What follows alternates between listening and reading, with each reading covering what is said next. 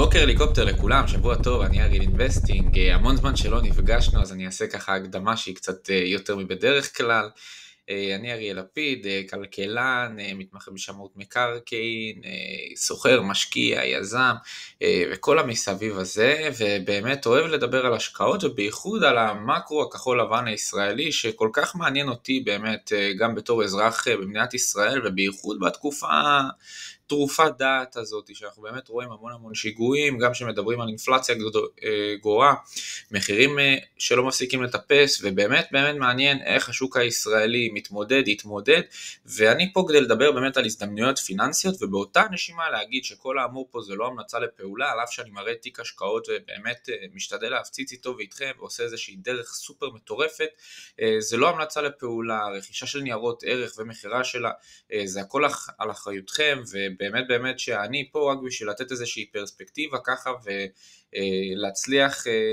לסחוף לתשואות באמת גבוהות כמו שאני מנסה, משתדל, אבל שוב פעם הסיכון מאוד גבוה, ככל ואנחנו באמת מתמקדים במניות, מדדים וכל הדברים עם הסיכון הרבה יותר גבוה. כמובן שאני גם פה בכדי לדבר על הדברים היותר סולידיים, כן, אנשים שמחפשים פיקדון ודברים כאלה, באמת שזה הזמן, אף פעם לא לדחות את הדברים, כי מי שבאמת מפחד להשקיע, אפילו בנתיבים המסוכנים כמו מניות ומדדים, בהחלט יכול לקחת לעצמו את ההשקעה הפסיבית של פיקדון ודברים שמניבים 4-5% ולהתמנף על החיים, כי זה באמת אחלה של רעיון לעשות דבר כזה. אז יאללה, בואו ניגש ישר לתשואות תיק שלנו, לאחר מכן אני אדבר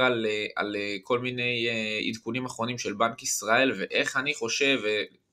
ישפיעו על השוק, ומה לדעתי הם באמת מביאים לנו, ולאחר מכן נדבר קצת על ניתוחים טכניים, משתדל לעשות את זה קצר וקולע, אז יאללה, בואו ניתן בראש. טוב, אז שנייה לפני שאנחנו מתחילים, רציתי להראות את הערוץ ובאמת להזמין אתכם לעשות כאן הרשמה כמינוי, ולדבר על הדברים האחרונים שדיברנו עליהם, שזה על מדד הגז שהוא ב-C כל הזמנים הגיע, הישראלי כמובן, בתל אביב. האינפלציה שהיא במגמת ירידה, כבר דיברנו על זה לפני חודש, ואנחנו עוד מעט נדבר על המצב שלה כרגע. חצי שנה לתיק הערוץ, אנחנו יודעים בערך כמה אחוזים הוא היה, אז גם נסתכל הפעם כמה. בגדול זהו, אני מאמין שעברנו על הכל, אז תירשמו פה ומתחילים. אני יודע שאתם הכי אוהבים את הפרק הזה שאנחנו מסתכלים באמת על הרווח והפסד, חשוב לי להגיד שזה תיק דיגיטלי, שזה תיק דמו, כל פה בחרטה וחאווה, כדי שאני לא אקבל ביקורות שהן פחות איכותיות, אם זה היה כסף אמיתי, בטח לא היית מצליח, אבל בסדר, זאת הייתה התוכנית שלנו מלכתחילה, לפתוח בסך הכל תיק דמו ביחד, לא היה פה איזה שהן ציפיות אחרות, ובאמת לתת בראש ביחד. אני חושב שבסך הכל מפעם שעברה, התיק פה בירידה של 5% בערך, הגענו כבר ל-45% אם אני טועה, ובואו נדבר באמת על הדברים המאוד קריטיים שחייב לדבר עליהם, שאנחנו רואים את NVIDIA ממשיכה להיות חזקה ונסחרת סביב $450 באופן יחסית יציב, עם תנודות יחסית גדולות. קרניבל, הפגזה, חברות התעופה, לא להיט, מי שרואה את הנדלן הישראלי ומתחיל להבין שוב פעם עכשיו למה אנחנו לא מתאוששים, זה באמת כי נבלמו המחירים, כי אנחנו רואים מעטה יפה, בנק לאומי, אנחנו רואים גם לא דרמטי 5%, אבל זה די דרמטי כשאנחנו רואים את כל ההפצצות של האמריקאיות שהן יותר משתי מניות שנותנות 100%, אז בטח שהשוק הישראלי פחות מתפקד טוב השנה. אני רואה הרבה פחות דרמטיות משהיינו כבר לפני 3-4 חודשים, אבל שוב, השנה בישראל בעיניי לא חיובית במקסימום, בעיני כולם לדעתי, אנחנו מבינים מה קורה עם באמת היחלשות השקל באופן כללי, וגם העובדה שהשוק פה לא כזה עולה, מביאה אותנו באמת לבעיה כפולה. אנחנו באמת נשתדל להישאר אופטימיים ולקוות לבשורות יותר טובות, אבל זה כרגע מה שיש לי לומר. טוב, שוב שבוע טוב, והפעם אנחנו מתחילים ישר מבנק ישראל, כרגיל אני אוהב אצלי מסודר, ונדבר על העובדה שלא העלו את הריבית, אבל הריבית ב-4.75, ובהחלט כל הזמן אנחנו פה תיעדנו את העליות ריבית, ממש לאורך כל הדרך. אבל מה שכן, האינפלציה ירדה ל-3.3, מרגיש לי מצד אחד איזשהו חוסר הערכה בתקשורת לבנק ישראל כי הדולר גבוה ב-3.844, השער היציג, אבל נדבר על הסיכונים, נדבר אפילו על הסקירה של בנק ישראל והדוח המוניטרי שהיה, אבל מרגיש לי אין אפילו פרגון מאוד מאוד קטן לבנק ישראל על אף שצריך להיות, אני חושב שזה איזשהו הישג ה-3.3. מנגד, מי שראה את הסרטון המאוד מאוד ישן שלי של תחזיות 2023, שבסרטון הזה בעצם צפינו שלקראת יולי בערך, יולי של השנה, אנחנו נהיה באינפלציה של 3%, ככה שבהחלט יש פה איזושהי סטייה אפילו שהיא יחסית גדולה, סטייה גם גדולה מבחינת הזמן והצפי של איפה היינו רוצים להיות, אז כמובן שאני חושב שזה נובע באמת כי הדברים לא מתפקדים בצורה המיטבית, אף פעם הכלכלה היא לא מושלמת, בייחוד במדינה כמו ישראל, שאם זה לא ביטחוני זה פוליטי, ואם זה לא פוליטי אז מדיני וכל דבר אחר יכול להעיב על הכלכלה. אני חושב שבאיזשהו אופן הכלכלה במצב סטטי יחסית, לא כזה עכשיו ריגושי ומעניין, אבל באמת פה קיימות ההזדמנויות ולחשוב איך אנחנו מתמודדים עם הדברים האלו, ואני עובר פה להראות שהוועדה באמת החליטה להשאיר את הריבית ב-4.75, ואני רוצה באמת להסתכל על דוח מדיניות המוניטרית, שהוא כזה איזושהי רפלקציה למה שאנחנו באמת דיברנו עליו בהקשר של התחזיות שלנו. אז בואו נדבר על שער החליפין ונראה באמת שזה משקף לנו את פרמיית הסיכון, ואנחנו רואים שדיברו עליו שהוא במהלך המחצית פוחת השקל ואז חל איסוף. בקיצור היום אנחנו במצב שהשקל מאוד נחלש בשנה האחרונה, וזה משקף את עליית פרמיית הסיכון שאליו בנק המרכזי בישראל מודע לבעיות שקיימות פה בישראל, והוא גם מדבר עליהן באופן מאוד פתוח. אני יותר רוצה להראות באמת את הדברים, ככה גרף הריבית נראה, אני פחות רוצה לקרוא עכשיו מהספר, וגם אתם יכולים לקרוא את זה, כמובן שאני לא מזלזל באף אחד בהבנה שלו, רק רוצה קצת לדבר על הנתונים שלה מעבר, שככה הייתי רוצה לדבר עליהם. אז הנה ככה תחזיות האינפלציה שדיברנו עליהם, והיום אמורים להגיע ל-2.9, אנחנו לא שם, זה חייב לזכור. ותרומת הרכיבים שהעיקריים למדד האינפלציה, אנחנו רואים באמת שזה בריאות, חינוך, תרבות ובידור, שזה מעניין כי למורים בדיוק נוסף שכר מי שראה בפתיחת השנה, שזה בהחלט מעיב כל השטויות האלה. דיור כמובן שהוא הכי מהותי אם אנחנו מדברים על זה, וכן חלה איזושהי עצירה בשוק הנדל"ן, אנחנו כבר המון זמן מדברים על הדברים האלה, כך שזה לא חדש. אני בעיקר רוצה לגעת פה, שיעור האבטלה ושיעור התעסוקה. פה אנחנו רואים בערך את הקורונה מה שהיה, אולי אפילו קצת אחרי, אנחנו רואים פה את הדרופ הרציני, ועכשיו אנחנו כבר בשיעורי תעסוקה מלאים פסיכיים לעלה של 80%,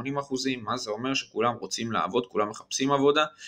וגם אני מאוד שומע מחברים קרובים והמון אנשים שמאוד קשה למצוא עבודה בנישה שרוצים ספציפית, וצריך לעשות הרבה התפשרויות. אז הנה ככה זה הגרף שמאוד מביע לנו את שוק התעסוקה, שכולם מדברים פה לאוזן, קשה למצוא עבודה. נכון? כי לכולם יש עבודה. אני חושב שזו הטבלה הכי מעניינת, אולי יהיה עוד אחת אם אני זוכר נכון. טוב, אז אני חושב שזו הטבלה באמת הכי רלוונטית לדבר עליה, ואנחנו פשוט רואים פה שעל פי כל הפרמטרים אין איזושהי צמיחה מהותית בישראל, וזו הסיבה אני חושב, הסיבה העיקרית יחסית לדשדוש, ואנחנו רואים את ההשוואות של הרבעונים, רבעון מאוד חלש בכל הפרמטרים של הצריכה ציבורית אפילו ירדה באופן דרמטי, אנחנו רואים ממש דרופ בהכל, חוץ מנכסים גבוהים, אבל אנחנו רואים באמת דרופ מהותי ברבעון הראשון של 2023. שער החליפין, עליו אנחנו חייבים לדבר כי באמת זה סקירת שער חליפין בעיניי, צריך לדבר על כל סיכונים, כי אפילו בנק ישראל מדבר על הסיכונים האלו. אנחנו רואים שבתחילת המחצית חל איסוף מסוים, אך כבר בשלהי חודש ינואר החלה מגמת פיחות, וזה לא סתם פיחות, זה טירוף. ואני חושב שהכי שווה לדבר על המשפט האחרון, שייתכן ונובעים מהפיחות המתמשך בשילוב עם סביבת אינפלציה גבוהה, שאף העצימה את תרומת הפיחות לאינפלציה, איור 10, אז בואו נראה אם יש פה איזשהו איור, ואנחנו בהחלט רואים את השקל דולר שלנו פה, נומינלי אפקטיבי ועוד שטויות. אנחנו רק מבינים שזה כבר מלפני אולי 3 שבועות, אנחנו מחודש לחודש, ככה בנק ישראלי שלנו מפספס תחזיות, כמובן שזה המון דברים שקשורים למצב הכלכלה המקומי, וכל אחד עם הראש שלו שיחשוב מה ולמה. תחזית קרן המטבע לגבי הצמיחה ב-2023 ו-2024, אז אנחנו רואים את 24 ואת העולם, את סין, יפן, אירופה, ארצות הברית, שזה ככה יחסית מעניין לראות. תראו, הצמיחה בארצות הברית ואירופה יחסית מהנמוכות, ביפן רואים את זה, בסין רואים את זה, שזה ככה מעניין, בלי קשר לשוק הישראלי. והדבר האחרון שאני רוצה לדבר עליו נראה לי מהמצגת, אם יהיה עוד משהו אז נעצור עליו. עליית מחירי הדיור נבלמה במהלך המחצית, ובנתוני הקצה יש סימנים למפנה. ברגע שמתחיל מפנה, זה באמת ספינה, שוק הנדל"ן הישראלי, בתור אחד שככה מסתכל המון על עסקאות נדל"ן בארץ, אנחנו רואים פה איזושהי נקודת מפנה, שאם בנק ישראל אומר את זה, ואני לא זוכר אותו אומר את זה שנים, באמת. אז יש פה משהו לקחת לעצמנו ולחשוב עליו, ובאמת ללכת לישון איתו ולחשוב מה ההשלכות של זה. טוב, אז זה תחזיות חטיבת המחקר של בנק ישראל, שבואו נודה, פספס השנה, פספס בחודשיים 3 טובים בציפיות האינפלציה, בטח ששער המטבע של הדולר והיחלשות השקל באופן כללי עושה פה צרות לא קטנות. אז בואו נראה את התמ"ג. אנחנו רואים שביולי 2023 זה היה 3, ואנחנו נראה אולי ציפיות לעלייה ב-24, אבל שוב, אני מקווה שהם באמת קולים פה בצמיחה הזאת, שאם תהיה, אז יהיה באמת משמח גם בצריכה פרטית, תמ"ג ועוד וכולי, ויחס חוב תוצר ישתפר כביכול לקראת 2024, ואני מקווה. והנה אנחנו רואים פה את הסיכוי לריבית של 5, שצריך להכיר את זה, שעלולה לעלות עוד 0.25. על מדד תל אביב 35, ונראה שהיה נדמה כבר שאנחנו מייצרים פה דגל לחיוביות, ואופסה, בסך הכל נראה שהוא אוהב את הרמות האלה, לא נראה שהוא רוצה לפרוץ 1900, לא נראה שהוא רוצה לרדת מתחת ל-1800, וזה בסך הכל 100 נקודות מאוד מעייפות, אני חייב לציין. אני רואה את זה ומרגיש שהמדד תקוע, ובאמת למה תקוע, וכולם שואלים תקוע, אז באמת נראה שהמשחק בישראל, משהו פה, צריך איזשהו חיזוק לתוכנה, אני לא יודע, משהו פה סופר תקוע, באמת, אני לא אמרתי דבר כזה בחיים, באמת, אבל אני רואה את זה, ושום דבר לא מראה לי פה על אובר חיוביות, על אובר שליליות, פשוט מראה לי על כלום ושום דבר, וזה קצת מבאס להגיד האמת. בנקים שלנו בדשדוש העומק, שבוע ירוק, שבוע אדום, שבועיים ירוק, שבועיים אדום, אי אפשר, אין לי גם מה להגיד על הדבר הזה, כמה זמן אנחנו מסתכלים על הדשדוש המטורף הזה, שאנחנו יודעים שאולי בסוף הוא יפרוץ, אנחנו לא יודעים כמה זמן זה ייקח, ובאמת זה די מייגע. אני אשמח שהשוק ככה ישנה את הקסטה, כי זה מעייף.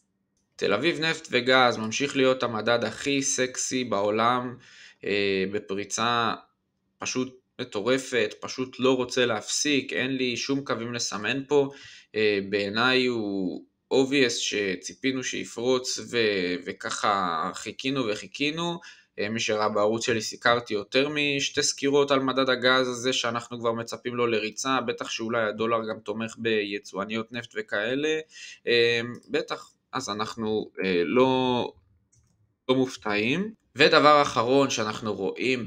באמת את הדולר שקל, גרף של זה אולי 5 שנים, ופה אנחנו פרסנו נקודה סופר מהותית שזה ה-3.8 ההוא שהיה בערך, ואני חושב שהנקודה הבאה לסמן כמובן טכנית, 3.88 בערך אחר כך, יותר מ-3.88, סיכון באמת בעיניי מאוד מאוד גבוה.